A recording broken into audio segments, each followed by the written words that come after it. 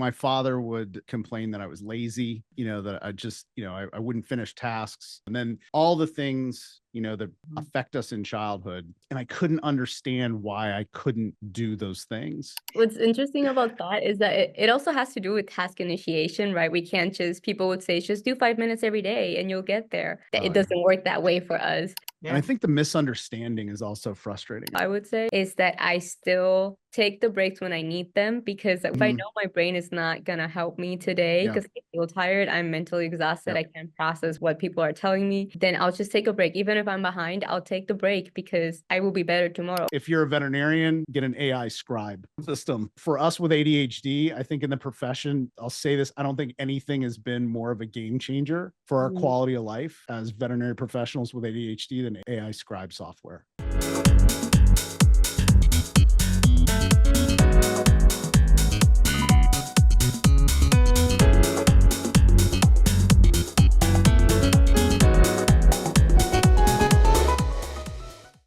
Welcome to the On Air podcast. This podcast is a program of the American Association of Veterinary Medical Colleges Diversity Matters Initiative. The podcast explores various issues related to diversity and inclusion in the veterinary profession and provides the AAVMC an opportunity to offer ongoing diversity programming to our member institutions and all veterinary professionals. My name is Dr. Lisa Greenhill, and I am the Chief Organizational Health Officer here at the AAVMC. So, today's show, on today's episode, we are exploring the lived experiences of those with attention deficit hyperactivity disorder, also known as ADHD. According to the U.S. Centers for Disease Control and Prevention here in the U.S., roughly about 12% of children between the ages of 3 and 17 receive an ADHD diagnosis. And it tends to have a higher manifestation in those who are born male than those who are born female. The air quote disorder is most prevalent in North America, Europe, and Australasia. And about 6% of adults are diagnosed with ADHD kind of after that age of 18. Most do not take medication to manage symptoms, and that's often largely due to difficulty in accessing medication or even finding the right one that just kind of helps you manage your own experience. The disorder is often characterized by inattention, hyperactivity, impulsivity, and it has a high incidence of comorbidities like anxiety and depression, and I'm sure we'll get into all of that. In veterinary medicine, it is but one of several increasingly common invisible disability diagnoses that we are seeing among students and professionals. It is believed that it is still underdiagnosed, particularly among historically underrepresented populations. And as much as it is considered a disorder, a problem, a barrier to success because of the profession's need for attention to detail and, being able to juggle things, many with the condition find that there's some real superpowers, including actually the ability to be incredibly creative, channeling all the things like the impulsivity, really great creation, great problem solvers, actually able to juggle tasks. But also if you need somebody with hyper focus, that would be us. And so, yes, I am including myself in that. I try to be pretty transparent about my own experiences with things on the show. So I will be very much not just leading the conversation, but a part of the conversation as well. I am joined by a student and a practitioner today to talk about their experiences with me. And I am really delighted to welcome Dr. Philip Richmond and student Jennifer Gonzalez. Welcome to On Air. How are you both? Hi, good. How are you? Awesome. Awesome. Yeah, thanks for having us. Great. I'm really excited about this conversation. So, as is our custom on the show, I am going to ask both of you to introduce yourself and maybe tell us a little bit about your journey into vet med and maybe when you were diagnosed and kind of a little tidbit about kind of the after, like the post-diagnosis. So, Jennifer, why don't we start with you? Sure. Hi, my name is Jennifer. I'm currently 27 years old. I was born and raised in Puerto Rico. So the interesting part about that is that, there's not as much access to a lot of education about mental health over there. Just trying to say, like, I think it's a cultural thing as well. So for example, ADHD is that, like, a lot of people here think that way as well, but at home it's more like, if you're not a boy that's hyperactive and a little kid, you probably don't have ADHD. So I went a Yeah. lot of my life exhibiting very obvious symptoms, I'm gonna say, Hmm. that really aligned with it. And nobody really noticed, including myself. And all the time, I've been interested in animals since I was little. There's that increased empathy that we feel. So I think that's kind of like what drew me to this field as well. But I graduated from biology in Puerto Rico, and then I came to the States to do vet med because we didn't have a vet school at the time. One did open there. I Yes, think the yes. past year actually, Right. which is great. That's fantastic, a huge step forward. But at that point, we didn't have one. So it wasn't until I came here to vet school that I started seeing other people that were more open with their own diagnoses and their symptoms, and I started relating to a lot of people. And so there was the joke, of like, oh, maybe I have it too. But then there was this incredible classmate that emailed the class early in the year, just warning them kind of like, hey, if you ever wondered if you had ADHD, now is the time to really look into it because it might affect you in the long run in the school just because of the amount of work and just how the profession works. You might need a little extra help than you ever did before because it's truly like it's a new step in your life. Yeah. And so thanks to that, I kind of followed their advice. I had a chat with them and I reached out to the same person they did. It was a nurse practitioner, and that's how I was able to get my diagnosis. And after that, it's been a huge difference. I was doing well in vet school before, but I feel like now I can actually thrive because I can work with how my brain works. I can ask for accommodations when I need them, and I feel like I have found a new side of myself, which is fantastic for anyone at any point in of their life. And that's kind of how I got here, and now I'm fourth year. Awesome. Yeah. Congrats. Congrats on that 4th year. Yeah, Soon to be Dr. Gonzalez. Woo woo. soon to be. Thank you. Yes. So Phil, tell us a little bit about your Yes. journey. Yeah. So I was a smidgen older, and just meaning that generational difference, like my father would complain that I was lazy, that I just, I wouldn't finish tasks, and I would get, and then all the things, that Mhm. affect us in childhood. My father would yell at me, cause more trauma. And I'm like, I couldn't understand why I couldn't do those things, and I got the very common Phil that's great in school. He has the mark of someone with ADHD, has a lot of potential, you know, full of potential, but he talks too much to his classmates. And so, school was challenging until I got into the heavy sciences, which seems ironic, but as you mentioned, Dr. Greenhill, Lisa, you said that hyper focus, and on all the totally like that. That's what got me through vet school. Mm. Is I genuinely loved what I was studying, and my wife is also a veterinarian. She remembers the other thing, and we were in class together. Is I would fit just about every test. I was the first person done with the test. Like I would just, and go through it. Typical ADHD story. My first genetics class, at University of South Florida, the final schedule was different. I didn't know that. I showed up. There's like 4 people in there. And I walked down to the professor because I thought I was getting there like an hour and a half early to study. And he's like, I don't know what to tell you. He goes, you have 17 minutes to take your Oh final. my And I took it and I had 2 minutes left and I got an A. God. I mean, Wow. that's not what, but like just Yeah. those things saved, I mean, that's where I guess the superpower part, but Yeah. the task, staying on task and that type of thing. And for me, I had a great staff, that I always called, my staff was like the bumpers and, when you're Yeah. bowling, they keep me on track, but I could see, hit by car comes in and this comes in and this comes in. And I'm like, yeah, let's go. And then sitting down to do records, that is the bane of our existence. Like, thank goodness for AI scribe software. But where it came from me, Lisa, was, and I'll get somewhat into my story a little bit more, was I switched positions. So, a few years ago, I came on board as a chief medical officer for a group up in Michigan. So we had 25 hospitals, fundamentally different situation. And I was like, I was scared because I couldn't keep myself on task with things. Like I had 30 different ideas going on at the same time.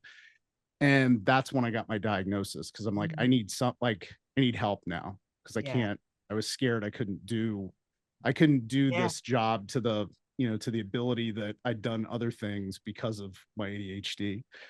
And it ended up anyway, I'll get into that later, but that's really in typical fashion. I just bounced around in a number of stories, but for me, it wasn't until I got out of clinical practice. There were some challenges when I was in clinical practice, but it wasn't until I got out.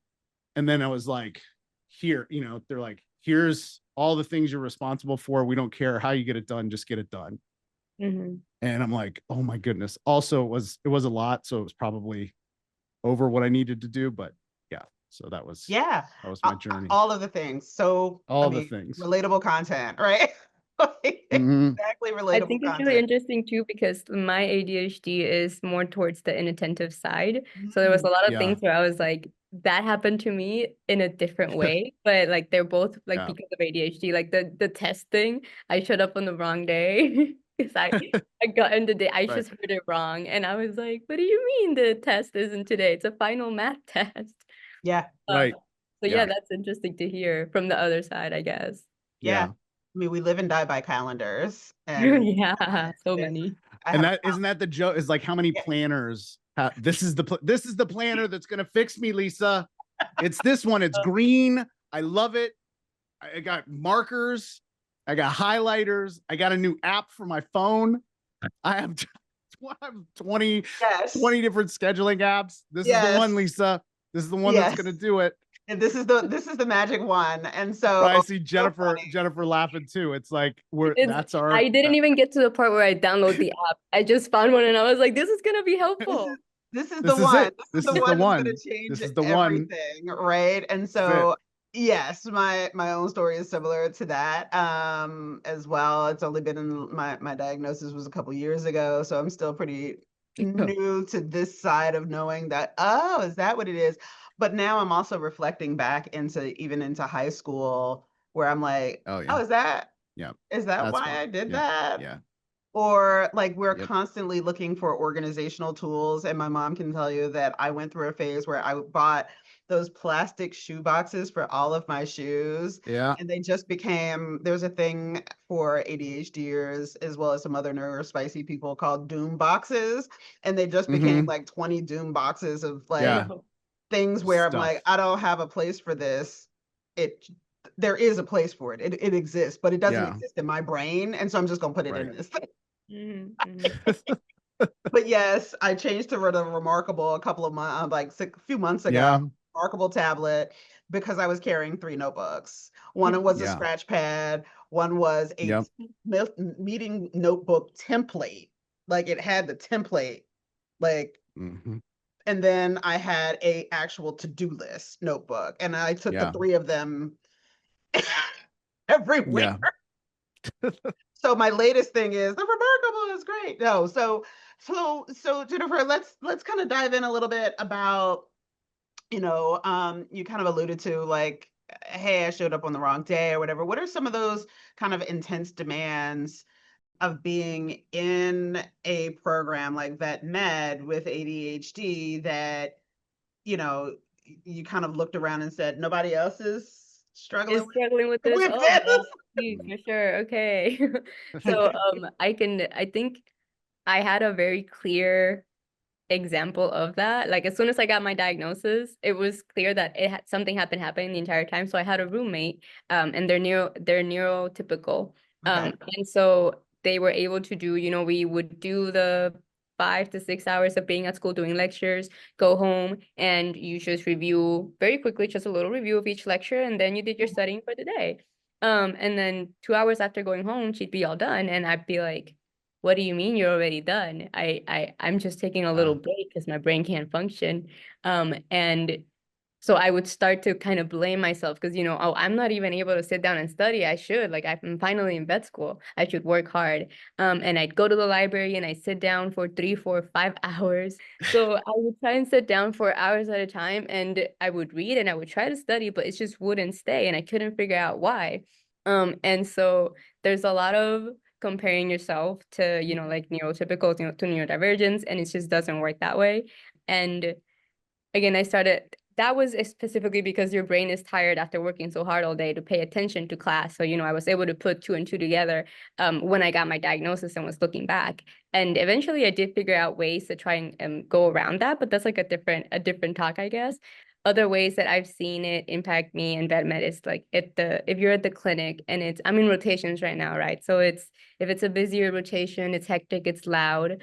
My inattentive ADHD, like my main problem, quote unquote, or like my main challenge is auditory processing. So very often you'll see me be like, what? Could you repeat that? And it's not that I'm not trying to listen, you know, I heard you, I just didn't process it right, maybe the first time.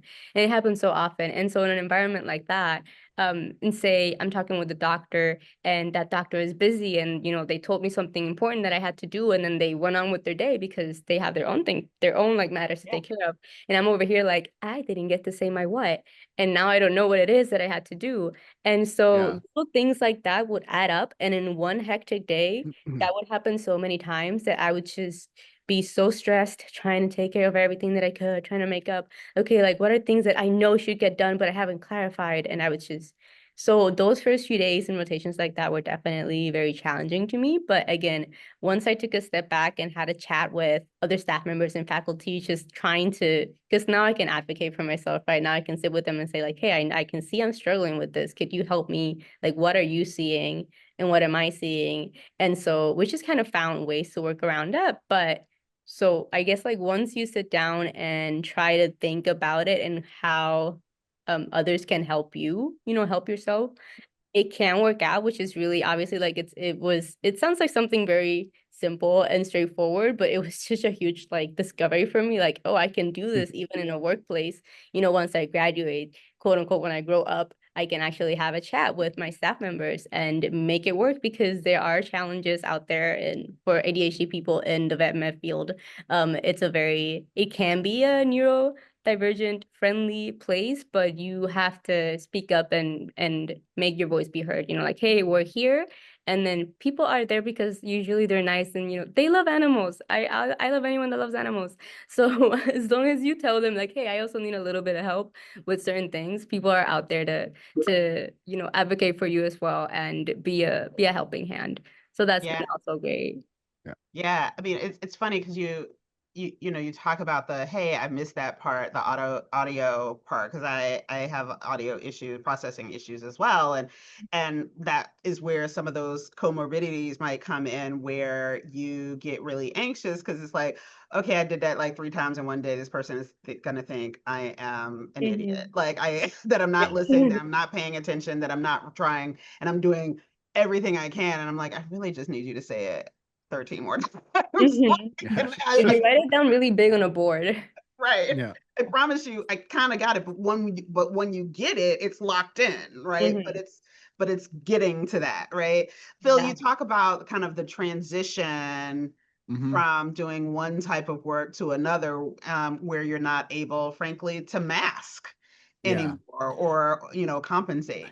You know what I was also thinking, Lisa, is the other thing is that I lose the systems. You know, like I lose the structure that I've come up with, you know, the routine of getting it done. Because once I get the routine, like we're a machine. Yeah. Like it's just like I'm seeing 40 patients a day, you know, and you know, and just producing and like and I'm like, yeah, like we're going, like this is great.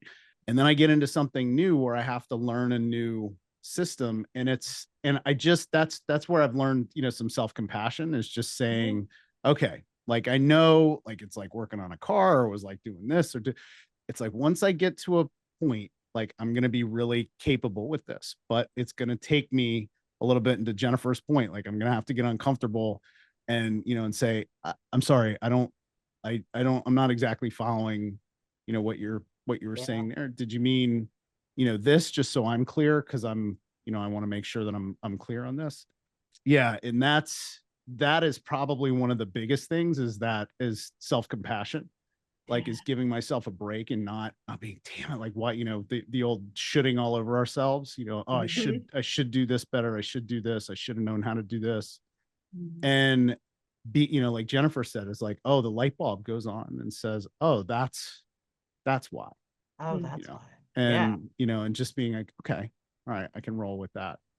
And the thing is like when I'll speak for myself, like when I look back at the things that I've accomplished, I'm like, wow, like that's, and not being like, but it's like, oh my gosh, like that actually is, that's like, I've done some really cool stuff, like, grown up, like Jennifer, like when we grow up, which hasn't happened yet. I mean, I'll let you know, but like some grown up stuff. And I will say that some of the things that I've done, as far as, being able to bring new programs to light, doing things, these things, those are not things that neurotypical people can do.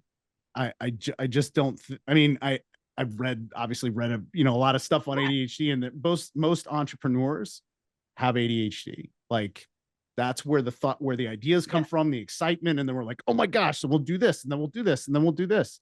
And then it's like, then once the operational stuff, comes in, where it's like, okay, now, you have to be very, very organized. It's like, oh, this isn't fun anymore. Like I want to go, Well, yeah, I mean, a couple of things that I mean, this is so like resonating in my brain so hard, because we're so naturally curious, and we want to problem solve, and we want to create systems that we can thrive in, because to your point, like routine is everything. Like, right, routine is so important. I've started meal planning in the last like several months, and I'm like, this is a game changer. I know exactly what I'm gonna eat 3 times a day. And oftentimes, for some folks on with ADHD and other neurospicy neurodivergent conditions, like we'll do the same thing over and over and over again. And it's because it's a fix it and forget it crock pot. Okay, I can actually turn my limited attention to something else, right? And not waste brain time and energy on that, right? Because the way that our brains work, it is doing that and all of this other stuff is exhausting. It burns it, right? It burns down, right? And so but what are some of those upsides? What are some of the upsides? Oh wow, okay, sorry, I was letting you rephrase. Gotcha. I think, like you said, the creativity, definitely. I actually went to an arts high school. I've always been into art as a hobby, and during high school, well, middle school / high school, it was an all-in-one. I kind of almost begged my dad. I was like, can you please let me go to this high school, because it was far away, so it was an hour drive every day. But he did it. Thank you, Dad. So I did end up going to that school, and I was able to develop that skill and that interest that I had. And I did well in my class. I can say that proudly. And it was because of, I would say, like, it was because of my creativity. It was different from everyone else's, which is always like a unique thing. It's always interesting. But it's also, I think it's just that ADHD that gave me the drive to try weird things, or like, this is cool, and then I would hyper focus on that and get a piece done in 6 hours overnight, and then the next day everyone would be like, how did you do that? ADHD. At the time I would have said ADHD, but at the time I would just say, I just do it, it's just me. So like that is definitely one of those things. And then another one I would say that I also mentioned is like more like the empathy, because like Phil said, like you kind of tend to shit a little bit all over yourself when you are hard on your own like symptoms, on your own, just the way that you work.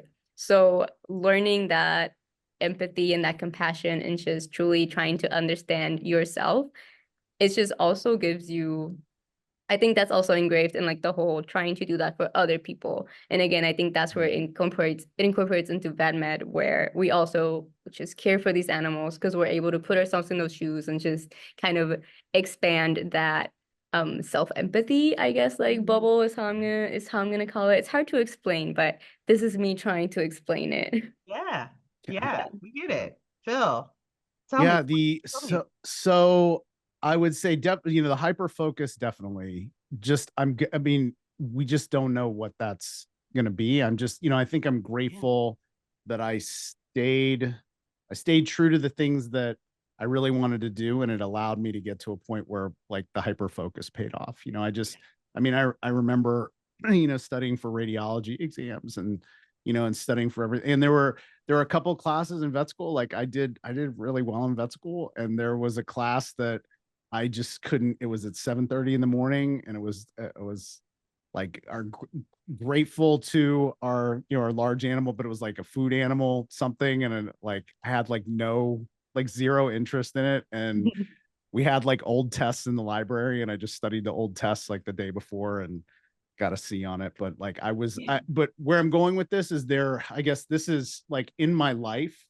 there are things that I'm like, okay, I know that I can't put that hyper focus on everything, and I can't give everything to everything. So I'm okay offloading like whatever I was going to get in that class. I was like, I had made like an agreement with myself. Like if I crap the bet on the class, it's like, well, I'm doing okay in the other ones. Like, it's like I made that Yeah. agreement. And that's kind of with ADHD where I really have maybe my wife is on the autism spectrum, which also is a cool thing about ADHD people and people. Yeah. Yeah. We're all like, I love that. I love that. So, We go to but bed together real bad. like, isn't it? It's like, which I don't get, because I'm like, why would you like me? Like, I just do all these crazy things. But yeah, we get along really well. But anyway, and true, I totally forgot what I was talking about. So, Girl, How's it is go? that's the show right that's there. the show. Yeah. So But to that point, we're easily distracted, and things like, yeah, those executive function things are typically things that we struggle with: time management, organization, task initiation. So like actually yeah, just like you get an assignment and it's like, where do I begin? Now, a lot of yeah, people be like at the beginning, not necessarily us, right? We're like, I'm actually gonna start at the end. Like even for me, when I read scholarly literature, starting at the beginning, why on earth would I yeah, want to do that? I'm starting at the end because I need to know yeah, what's coming. I need to know yeah. where this is going right up front. Right, right, right to the discussion. Like that's all Discussion, is conclusion, discussion finding. first. Right. That's it. Right. What's interesting about that is that it also has to do with task initiation, right? We can't people would say just do 5 minutes every day and you'll get there. It Oh yeah. doesn't work that way for us. Right. Right. Yeah. Yeah. But it's also the part where like I know I work better under pressure. So if I know the deadline is in 2 days, Yeah. I will get like a month's worth of work done in those 2 days, like magically. I just can. Yeah. It's quote unquote the superpower. But then I know that I'm also most productive in that time. So then when I try to start early, the few times that I've managed to do that, I'm just so bad at it, so unproductive. Because There's I, no. I Yep. take my time, I'm very chill, and like I'll end up doing I don't know, 2 hours worth of work over a whole day. And so I'm Yeah. like also unproductive, and it's not self-rewarding. And so It's I keep favoring also just like the last minute doing because it works. I get the job done. It's just very stressful, but yeah, Yeah. it's a weird cycle. But yeah, I think yeah, that's just how it works for us sometimes. Yeah.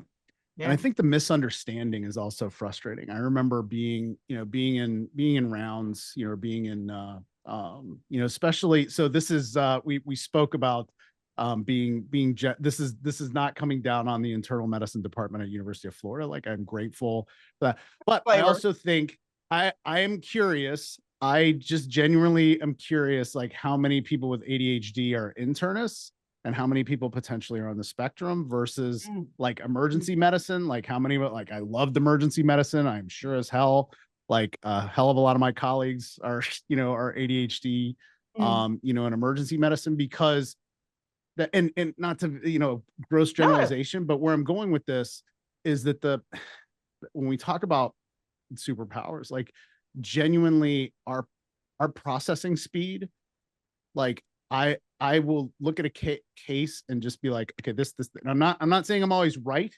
but like I burn through like, and I'm like, okay, here's what we're going to do. And like, my wife will be going through the case. She's like, hold on, wait, just I need some time. I'm like, yeah, let's go. Like we already, ALT's this, we're going to do this. We're going to run that.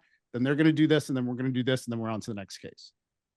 And that part of it, sometimes like if we've already thought about that and now it's like, we already came up with the answer, it seems like we don't care. Cause then I'm like on my phone or I'm, I can't, it's hard for me to sit and pay attention. And so it can get misinterpreted as not caring or being flippant or, something. And then we get judged. And I'm just talking about how I felt, a little bit, was that sometimes I had the feeling, because I had humor is also, like my number one character strength, is that because of those things, people thought that I didn't take vet school seriously, and nothing could be farther from the truth. Like I loved, like, it was very much like Scrubs, the TV show Scrubs, like had a blast, but like genuinely loved and was very serious about medicine.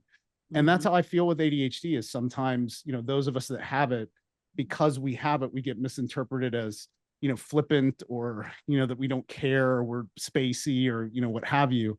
And it's just, we have so many things. Like if you were up here, like we'd be like, oh my God, like, whoo. That's like, I'm getting tired just looking at your brain.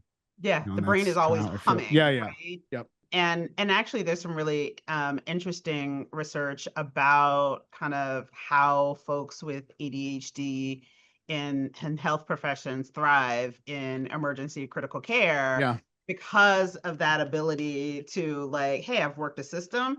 This is what these are the things, and I can quickly rule out these things, and I'm moving on.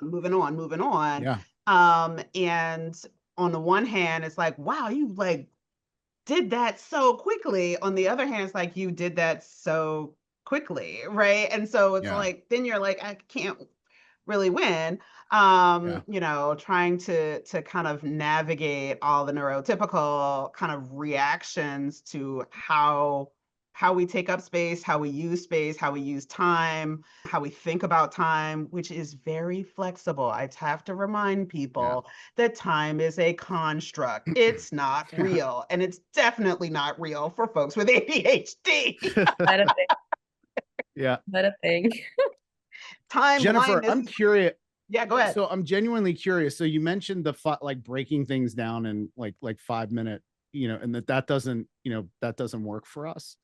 When you're studying, it sounds like, because I'm fascinated by this, because I just learned this, like really, and have honored this in myself, is like you said, you'll give yourself a break. You've been in class for a while and you give yourself a break, and then you just know, hey, probably like 9 p.m. is when I just get jazzed. Like I get to hit the gas again, and I got probably 3 hours of just crush it time.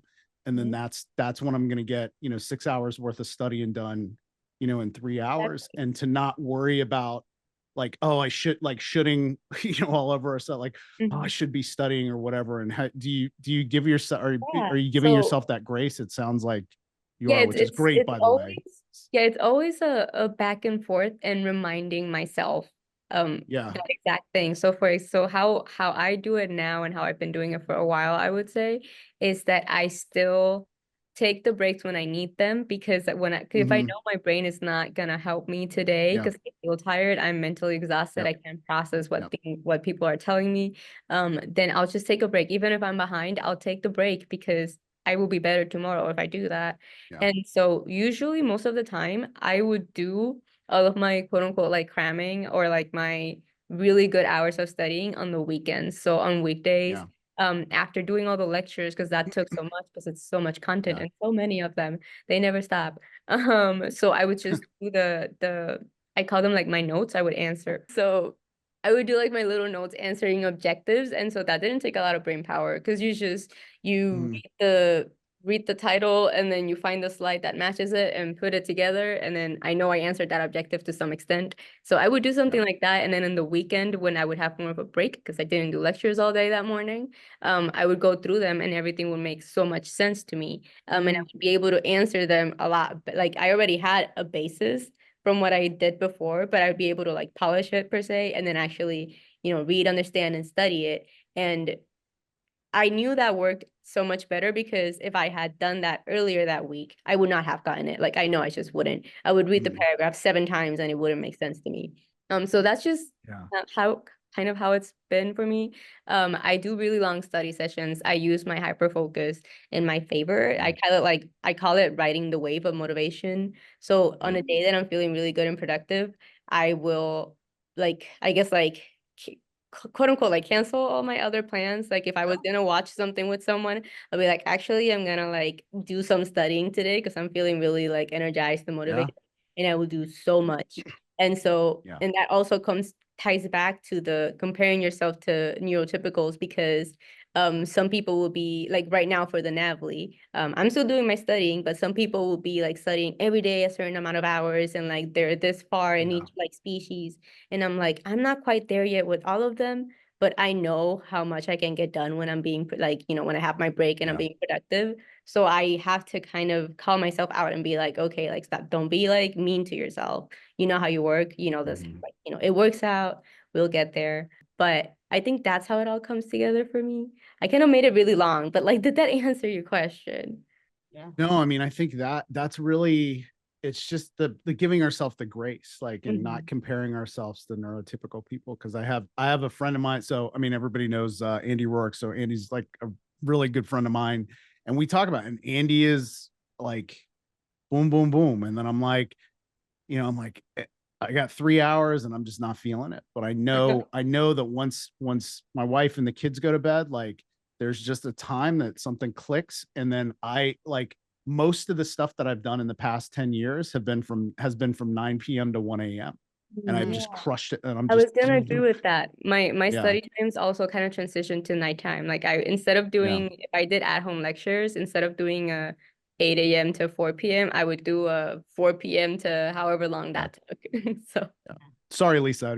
That was fascinating. No, this is literally like people need to actually, this is almost giving folks an opportunity to kind of drop into a hive mind, ADHD hive mind, right? And so like for me, I'm a morning ADHDer. So I didn't know until like, these last couple of years why my friends in college would stay up all night, right? And then they were going to bed. I am like, no, I need my sleep first. So I'm gonna go to bed at 5 in the afternoon. We're gonna go to the, cafeteria, we're gonna go get we're gonna go do the things, and like Lisa is in bed at 6:30 because I'm getting up at 1. Because I'm blowing through everything from 1 to 7 or 1 to 8. And that was the time. And then, that was how I handle things. Jennifer, similar to you, like where you talk about working best under pressure, right? I do my presentations and lectures when I'm putting something together and I need all new content. Please know it's getting done like day of. Like, I mean, there'll be frameworks there, but like the last 48 hours, which is also why, I struggle with, I don't send out abstracts to meetings because 1, that's a deadline. And I'm like, in Lisa's mind, the actual event might as well be 5 years from now. And you have an arbitrary deadline and you want your stuff, the abstract, you want a paper with it, and you want my slides with it 6 weeks before the actual event. I'm not doing that because my brain cannot handle that arbitrary deadline, knowing that it's not actually happening until then. It's not real. There's no consequences if you don't meet it because the event isn't yet. Right, because it's not yet. literally said, no, I'm not coming at the last minute because some people harassed me about an abstract and slides a month in advance. And I'm like, why do you need them? I know, I've planned meetings. I know why you need them. Right. But my brain is like, that's dumb. I'm not doing it. Oh my gosh. That's such so a friend of so I will say she won't mind me saying it. It was Stephanie Goss. She's a great she's actually the CEO of Pride VMC now. So she just got so she we had like almost verbatim had that conversation that we were working with somebody and they had a deadline and we're like, but it's a fake deadline. Like it's not real. Like there's not, we know when you need to send that into race. Like you can't, and then I'm not disrespecting you by not doing it. My brain won't let me, won't let me address a false deadline. Like it just, there is I'm so by the way, there's another one. Like, thank you for saying that out loud. Cause like, but it really is like, it's like, well, but you don't need it. Like, I will get it to you when like, it will be at be at 11:58, for the midnight deadline, but it will be in your there are so many things. It's funny that you say that because there are so many things that are important things. Like I don't think this one, but I'm going to say something like, oh, your application for college, like they're due at 11:59 p.m. this day. Right. I've sent things like that 11:57. Yeah. They're good. Standard. They work, but like I need to work with the deadline. And for us, the 3 minutes early counts. Like, exactly. Right. But it's, you talk about a dopamine run, like that's and you hit, it's like, yes, like. Well, and that's the thing, like dopamine, what the dopamine hit that's what we need for us is very different as well, right? And so for, faculty or colleagues that just don't understand why, like, oh my God, this highlighter is the holy grail, it's gonna change everything. We like colored pens, we like stickers, we like little tabby thing. By the way, crazy socks. I read crazy socks. So now I just know. Now I asked, I was like, yeah, let me see your socks. Every time. Like, we all have great. And socks. so, so what are some of the, here's a question that actually wasn't on my run of show. What are some of the tools that you've burned through that you thought were going to be the holy grail? And I'm going to actually, like, I know that I'm going to have to play a little double dutch stop you because that list is very long. But what are some of those things? I'll start the Pomodoro timer, 25 minutes. I know I know, and I use it. If I was at home, I would that thing hasn't been on in months. It's right on my desk. Forget about it. It doesn't work, right? I actually adjusted the Pomodoro, but continue. Yes, the Pomodoro timer, the multiple notebooks, the highlighters. Like, I love an office store because I always believe it is gonna change my life. It has not. It'll change it for not to months. Are we going to talk about the tools that really have helped? I mean, not to be actually like that. I get excited about, like, genuinely. Yes. One, the tile app, like the tiles for your keys. That saved my marriage. Like that, I bought it, and then we like both of our other associates have it for Christmas. I bought them all.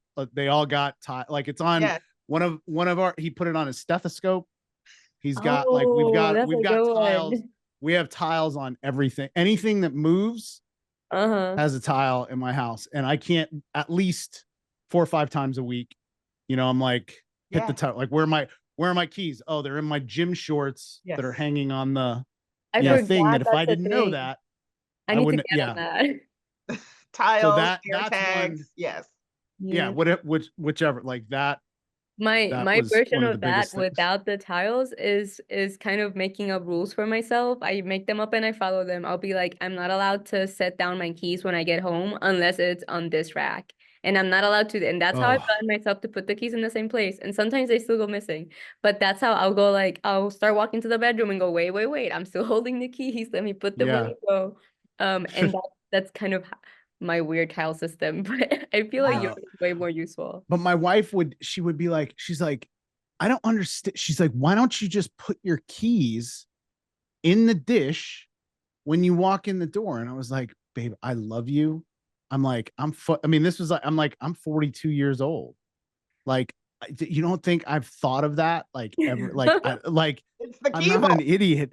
It just doesn't work. That's why my keys are in the laundry room, on, on a Right. stack of towels, or they're in the refrigerator, Yeah. or whatever, whatever random thing. But the tile, that definitely, when things are stressful in the morning and you're trying to get out of the house and then I can't find my keys, Yeah. like that's been one of the things that like I can't wait to give people. Like I keep them in my bags when I go to conferences too, and give like, do you have it, like when people have You have a ADHD, I'm tile? like, here, like it's like my gift, my I gift to I do our have a bunch of community. those. I have one in my purse. I bought them originally for my luggage, and now I have like 8 Yeah, of them Why because am I I do so everything, use. behind? everything. I didn't get the memo. Oh my God, please, like I'm not even kidding. Send me your address. Like it brings me joy to like send those to people because it just how much it's changed my life. So What else yeah. works? Yeah. Jennifer, Oh, what works for you? I was gonna say, I was gonna add a quick note to like my making up rules part. It Mhm. only works for things that I'm not constantly using. So things like my phone, that Mhm. doesn't work because you need to take it with you when you move to places. And I've left it in the fridge. I left it on the windowsill. I've left it. It's Yeah. crazy. I don't know how it happens, but it still happens to this day. So that it has its limits. So I really want to get on that tile system. But Yeah. another And one is the tile will call your phone even if it's on silent, by the way. That was like one of the oh my biggest God, things. that So sounds like like, gold. yeah, yeah, it's amazing. Um, Sorry. no, you're Maybe good. file sponsorship. Go I ahead, was gonna Jennifer. say, so like the adjusted Pomodoro was actually just me finding a different use for the little clock I got. It was like so we're very visual, right? And I said I have Yes. troubles with like auditory processing. So if I see things visual, then they exist and it's real. And so I have this a visual timer, which is like, the one that you turn and it's like it's white and then you turn it, Yes. it's Oh, red. yes. So you Yes. Mhm. start seeing the red go away, and I'm like, time is passing. And so the timer that I got was like that. But in a color that I like, pink, because that way it makes it interesting, then I'm engaged and remember to look at it. And it's made time more real for me, and it makes me keep track of how many things I need to get done in a certain amount, like in the time frame. So Yeah. if I'm studying and I'm really engaged in this one particular topic, although I have seven other lectures to look into, I'll set a timer every, I don't know, 20, 30 minutes to keep me on track. And if the timer has gone up twice, it's time to move on. Although you really are interested in this, you need to move on. And so that's how I've used that. And it's helped me a lot, especially when I've had to do a little bit more cramming for different tests, just because maybe there was more content than the others. Then that has really kept me on track with my studying. I don't know if you guys do something similar for just making time feel more real. I use timers for everything. We Yeah. are a Google household. My Yeah. daughter also has this lived experience, and I used to have kitchen timers Velcro to the walls of the house. Yeah. But now I use timers all the time on my phone, on Google Home, all of the things. I use I'm gonna Pinterest. change locations real quick. Sorry, so I'll turn off my video, but keep going. Okay. I use Pinterest to just kind of hold stuff. Oh yeah. It still gets lost, but we'll come back to that in a minute. But because yeah, there are real things that I've kind of found, but honestly, the biggest tool has been giving myself grace. Just Yeah. giving myself grace Yeah. to just be who and how and what my brain does. It does really amazing things, but it also struggles sometimes to do those Yeah. things, right? And Yeah. so just trying to actually work with it instead of against it. One thing we haven't talked about is treatment. And I say treatment in air Mm, quotes because not yeah. everybody wants to do medication. Not everybody wants to uncover how this manifested to begin with. Where did it come from? All Mhm. of those kinds of things. While Jennifer, oh, there she comes back. But Phil, Yeah. medication, yay or nay?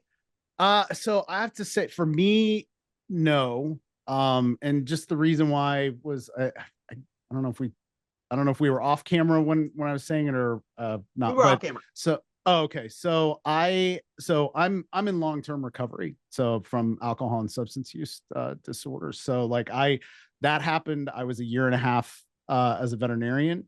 I was suicidal. I was burned out. I was really, really struggling, and alcohol and substances were the only tool I had in the toolbox. And so where I'm going with this is that when I made the decision then to, because I raw dogged it, if you will, for a long time. And I was like, okay, I got to do something. And so I was like, well, I don't want to take amphetamines because I have, I have a history that I don't do good with anything. So I'm like, I don't want to take that. So took the stimulant medication, and my blood pressure went through the roof, unfortunately. So I wasn't able to take I think it was Strattera, and then Wellbutrin too. Both of those they shot my blood pressure up. So I was like, well, I've been in recovery for a long time. I talked to a lot of people, and I'm like, I need to do something. And so I started taking Vyvanse, and I gotta tell you, like, I got to a point where I was like, I was probably about 30%, roughly like 30% more productive for like menial tasks that I was, trying to stay on, maybe 30, 40. I could tell a personality change. And then for me, I was like, I don't know, my brain's like, you probably need, it says if the symptoms or whatever, like, I'm like, I don't need, like, with my history, like it's not worth it to me for this. So I'm like, I'm not going to go down this road. So I have gotten an assistant, which was how, just in a financial position to be able to have an assistant, which was helpful to offload the tasks that suck my will to live. And then, one thing I will say as far as treatment, if you're a veterinarian, is get an AI scribe system. Like that is that for us with ADHD, I think in the profession, I'll say this, I don't think anything has been more of a game changer for our quality of life as veterinary professionals with ADHD than AI scribe software. Like it's just amazing. So it's still got a long way to go, but it's way better. It is way better. And even for me, I love writing and stuff, but I struggle sometimes, again, with that initiation, which is why sometimes I write the conclusion first. Yep. So it lets me do all the things I love to do. Like I get to talk to the client. And then my records look like I actually know what I'm like. For the first time, it's like all this stuff that I was like, oh, I hate writing. So I would like cut stuff short and just like write blah, blah, blah, blah. And now I'm like, oh, wow, it was all this time. Like, there you go. See?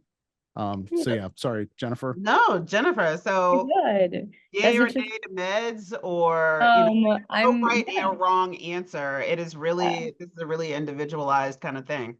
Yeah, for sure. Different things work for different people. For me, I'm a yay.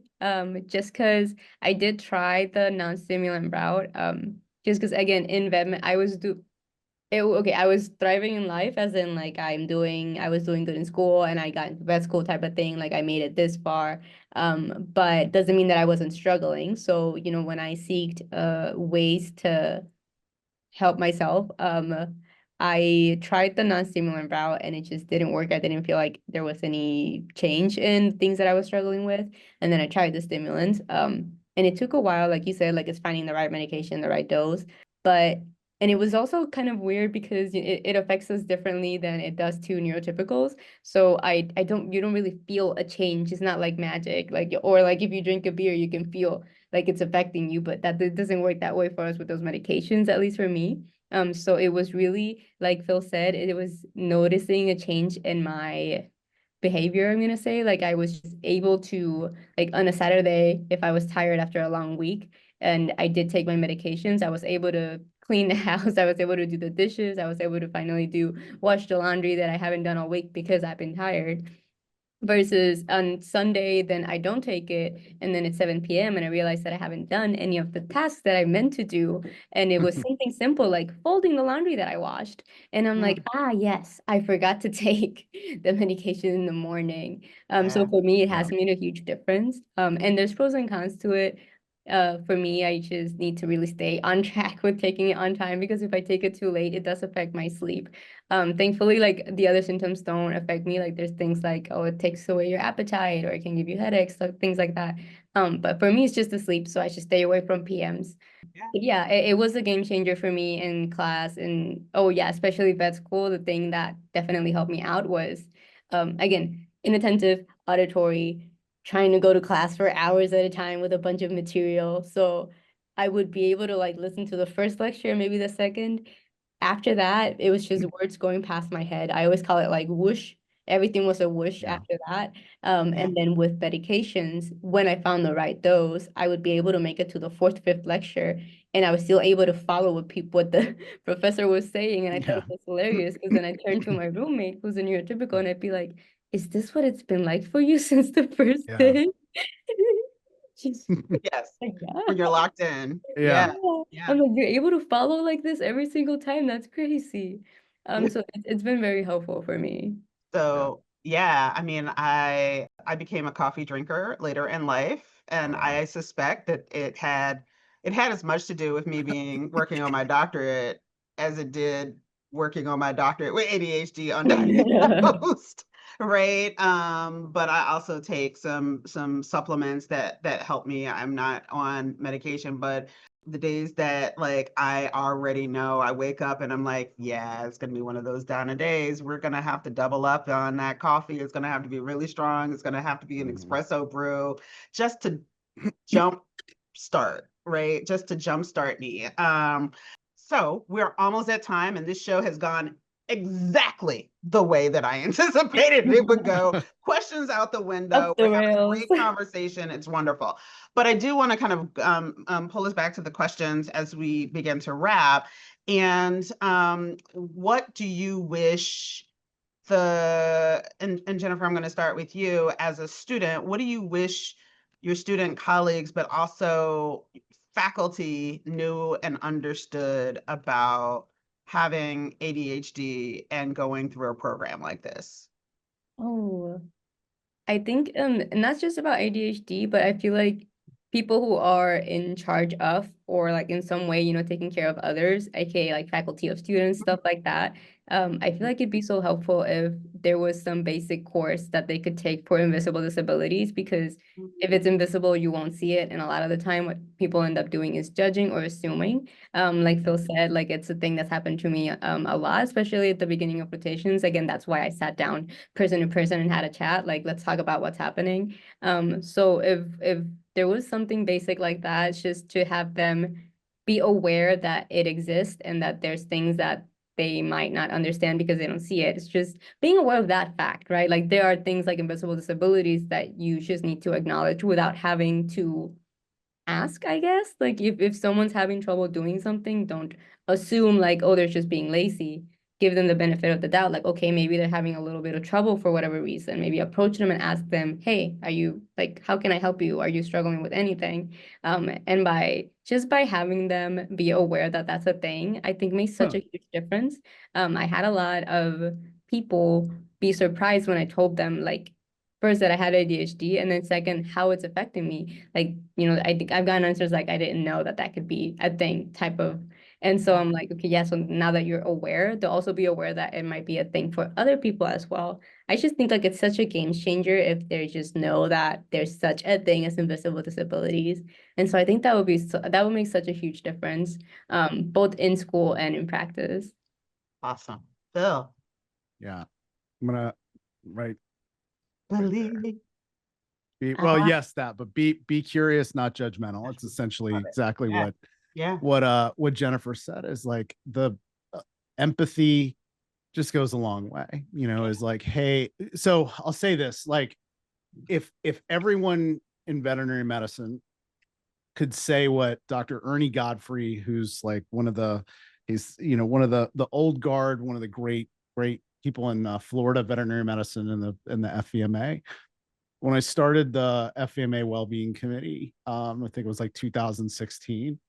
He said to me, he goes, Phil, I don't understand necessarily the suicidal ideation in this thing, but I know that we need it.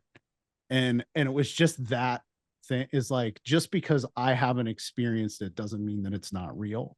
You know, it's just honoring someone else's experience and saying, I honor that this is real for you, you know, just what Jennifer was saying, you know, and just, I mean, I think that goes for, you know, just about everything in life. But, you know, if that could be, and instead of, you know, what would my journey in life have been like, you know, if I wasn't called lazy or, you know, whatever, just, you know, I wasn't paying attention or I didn't care, and, you know, was seen, you know, for the benefits and the things that, you know, that I had, and how different things might have been.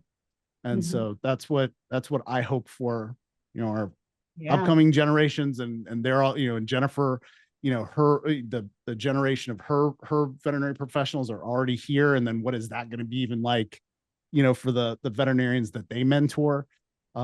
So you know, I'm bullish on the profession. I know we're going through a lot, but I like the direction we're going. So yeah. So to our listeners and our viewers, we are a vibrant gaggle of folks, humming brains that make us tired. And, you know, of course, I spend a lot of time talking to veterinary education leaders, and there are always these kinds of things that kind of come up. A couple of the things that I wish folks really appreciated and understood is that butts in classroom seats does not necessarily mean they're learning.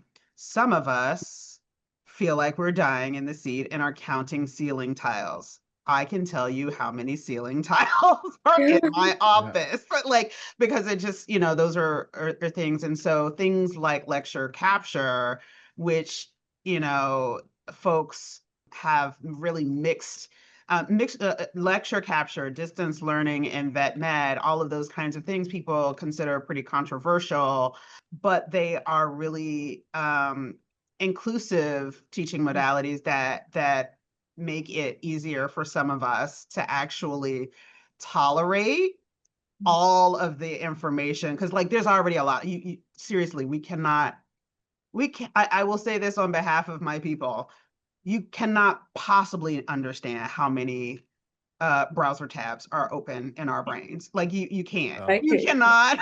Like on my phone alone, I have like 142 tabs that are archived. Those are not even active tabs. And then pro tip, on your phones, did you know that Wikipedia operates like a browser and it has tabs? No. On your phone? So because we also like Wikipedia, because we're curious. Yeah. And at any given time, I got 87 tabs open on the most random pieces of information that you could possibly imagine.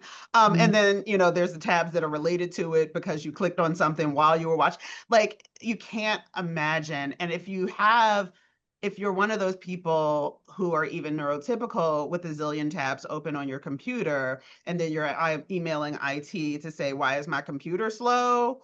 That's us. Like, that's our life. Like, we have that many tabs open. And so, you know, it's just a little bit of a window into the soul, and recognize that neurospicy people and ADHD in particular are very, very at very high risk of burnout because of that, right? Like, so just like your computer has a bunch of tabs open in the browser, and IT says, you know, are you gonna shut that computer down this week? Because it might need some updates and stuff. That is such a great way to explain it. Right? Yeah. And so this has been a wonderful conversation. It's been fun. I feel seen. I hope you all feel seen. To all of the ADHDers out there in vet med, shout out to you, because we get it, we understand. And if you're a neurotypical or neurospicy in a different way, and this is new to you, welcome.